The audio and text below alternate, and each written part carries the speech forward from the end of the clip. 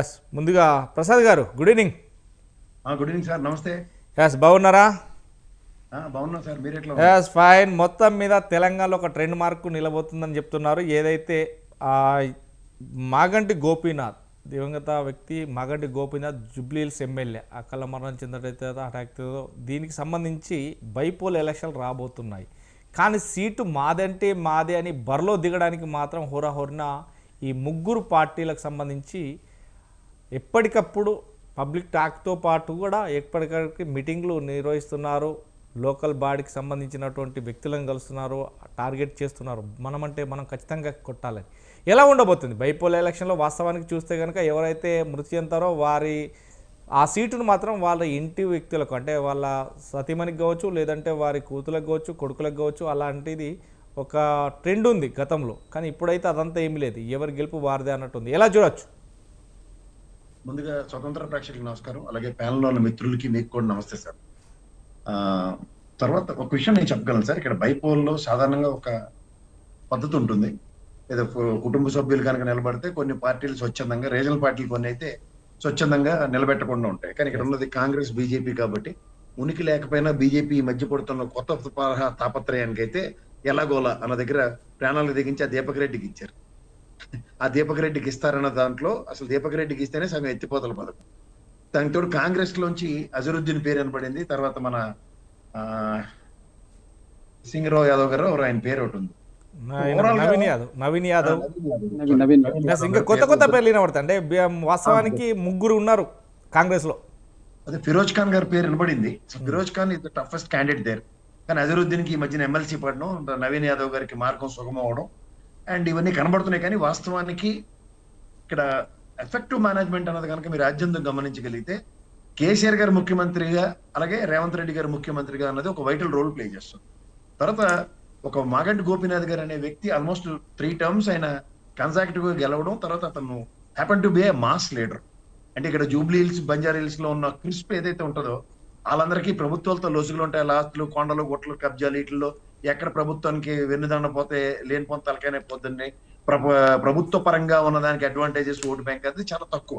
But in the mass leader అన్న కేటగిరీలో మాగంటి గోపీనాథ్ గారి సంస్మరణ సభలు అనుకోండి, లేదంటే నాగంటి గోపీనాథ్ గారి యొక్క మరణానంతరం జరిగిన అన్న సంతర్పణలు, వీటిలో కనుక మీరు మాస్ పల్స్ ని ఆద్యంతం గమనించగలిగితే వాళ్ళ భార్య గారికి చాలా అడ్వాంటేజ్ కనబడుతుంది. అది పైపచ్చు సింపతి గ్రౌండ్స్ కూడా క్యారీ అవుతుంది.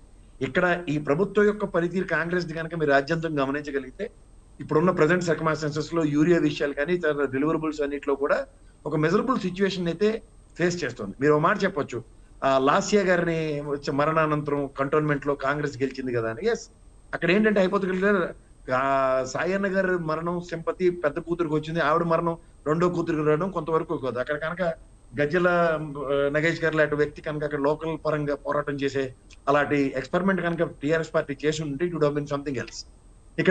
ఇక్కడ ఖచ్చితంగా తెలంగాణలో ఈ జూబ్లీ హిల్స్ ఎలక్షన్ మాత్రం మాగంటి గోపీనాథ్ గారి మిసెస్ కి కొంచెం వైటల్ ఎడ్జ్ కనబడుతుంది. ఎందుకంటే నేను ఒక ఆర్ఆర్ సర్వే అని ఒకటి చూశాను. ఆర్ఆర్ సర్వే అతను ఆంధ్ర నుంచి వచ్చి ఇక్కడ సర్వే చేసి నాకు ఒక రిపోర్ట్ ఇచ్చాడు. ఆ రిపోర్ట్ యొక్క సారాంశం కనుక నేను గమనిస్తే ఇక్కడ క్యాండిడేచర్ అన్నది ఒక రోల్ ప్లే చేస్తున్నా అతను నవీన్ యాదవ్ అండ్ అజరుద్దీన్ మీద చేసాడు. అతను అంటే ఫిరోజ్ ఖాన్ ని పార్టీ పరంగానే అతను కూడా నిలబట్టలేదన్న విషయం ఏదైతే చెప్పుకొని వచ్చారో ఆ తదనంతర పరిణామాల్లో అతను కాకుండా ఇతను అన్న దగ్గర ఫిరోజ్ ఖాన్ కొన్న ఎడ్జ్ని చేజేట్లారా ఇతను కోల్పోయాడని మాత్రం తెలియజేసింది. సో నవీన్ యాదవ్ అనే ఇండివిజువల్ కెపాసిటీ ఇక్కడ అజరుద్దీన్ ఓటు బ్యాంక్ ట్రావెల్ అవుతుంది. ఇవన్నీ చూస్తే నా దగ్గర ఉన్న డేటా ప్రకారం అండి కాంగ్రెస్ పార్టీకి రాబోయే జూబ్లీ హిల్స్ ఎన్నికల్లో 44.91% ఉంటే బీఆర్ఎస్ కి 37.33 అన్నది పార్టీల వారిగా ప్రజల అభిప్రాయాలు తెలియజేశారు. అది దగ్గర 1500 to 2000 శాంపుల్స్.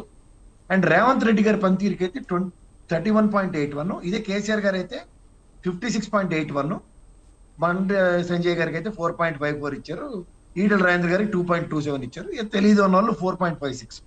ఇక్కడ మీకు పార్టీల పరంగా చూస్తే కాంగ్రెస్ కి ఏమో 17.04% ఇచ్చారు, అంటే మేనిఫెస్టో ఇంప్లిమెంటేషన్స్ దగ్గర. బీఆర్ఎస్ పార్టీకి 65.90 ఇచ్చారు. నేను ఈ మేనిఫెస్టో ఎందుకు ఎంఫసైజ్ చేస్తున్నానంటే స్థానికంగా మాగంటి గోపీనాథ్ గారు most of the Jubilee hills radius లో బస్తీల్ని చాలా అడ్రస్ చేస్తూ ఉంటాడు.